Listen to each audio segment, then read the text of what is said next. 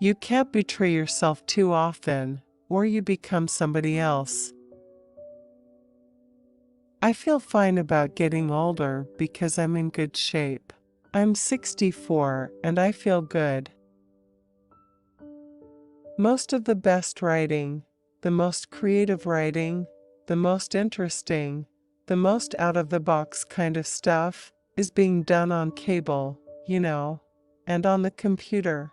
I mean, whatever it is, Amazon or Netflix or something, because they're just willing to take chances, and there's a market for it. I'm not an activist per se, but I have strong feelings about things. People can jump on celebrities for being ill-informed or naive, but I've got a right to say what I believe.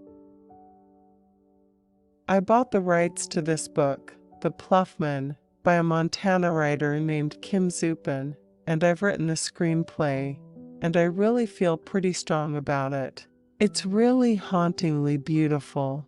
It's got some suspense and great drama, but it's a real character thing. If I've been an architect of my own career in any fashion, one thing that I've attempted to do is not get typecast, in order to be able to play all different kind of characters. I think I've done a pretty good job of that over the years. I actually have a decent singing voice, and I've never been able to sing on screen. I'd love to do a musical. If I'm daring at all, I guess it would be emotionally. I try to keep things interesting for myself and to do things that challenge me. I enjoy acting, and I appreciate people who have passion about what they're doing and have a vision about the film they're trying to make. A lot of films come out before they're finished. I feel like my place in this industry is still progressing. I am not one of these guys who works job after job after job. One of the first things I learned about acting was, the only person you compete against is yourself. There's, 300 films at the Telluride or Toronto or something. How many are those people gonna see?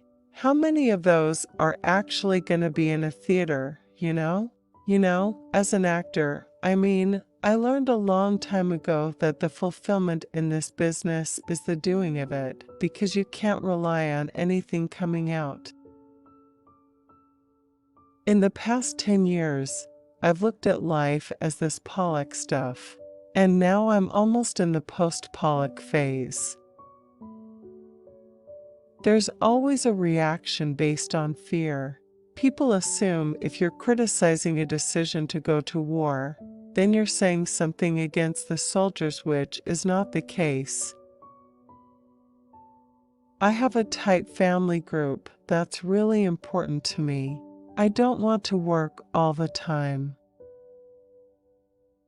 I had some really dear friends who died from AIDS, one in particular. His family wasn't around and he didn't have many friends. I spent a lot of time with him in his later days. Pollock said several times that he couldn't separate himself from his art.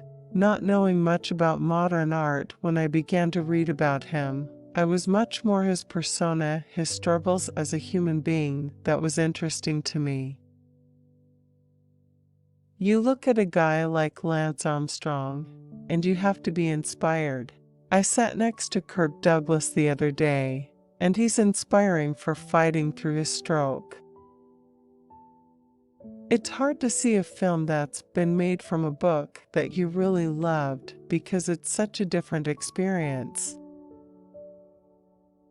I think most families have a few secrets or some strange aspect to their history. We're all fascinated by family dynamics, but I'd much rather sit in an audience and watch someone else's problems.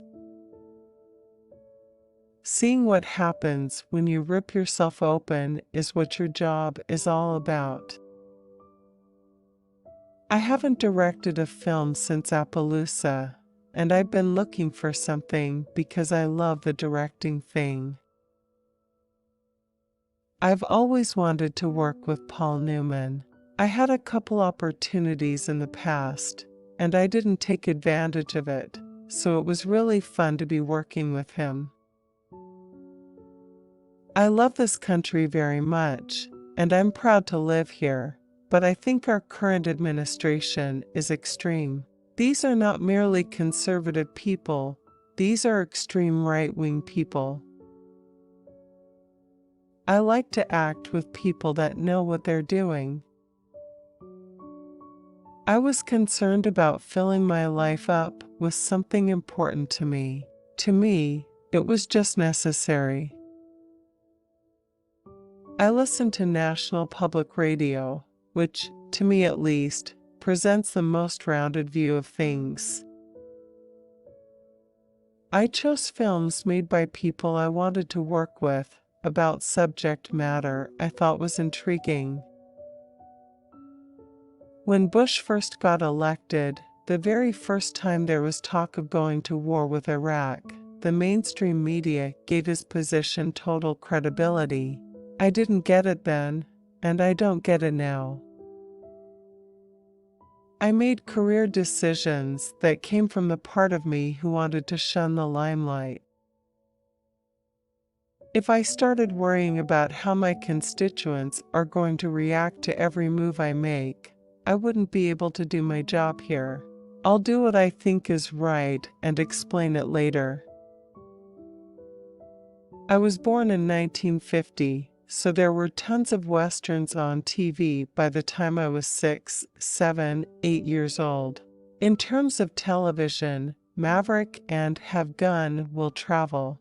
But filmically, classics like High Noon and The Man Who Shot Liberty Valance, that's one of my favorite films.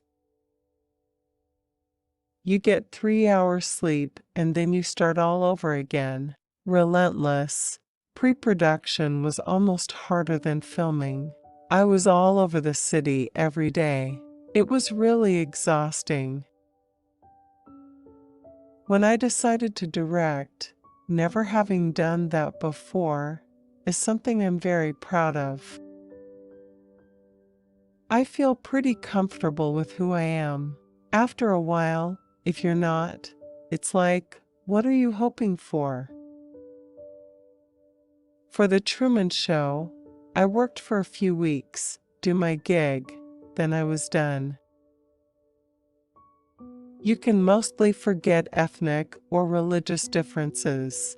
The competition for a bigger share of the oil proceeds is behind much of the fighting. I have some property. We have a few acres, so I like working on it, whether it's cutting stuff down, cleaning stuff up, building steps, or working with concrete, brickwork. I think most people that are looked upon as doing something daring don't necessarily think of it that way. They do what they have to do.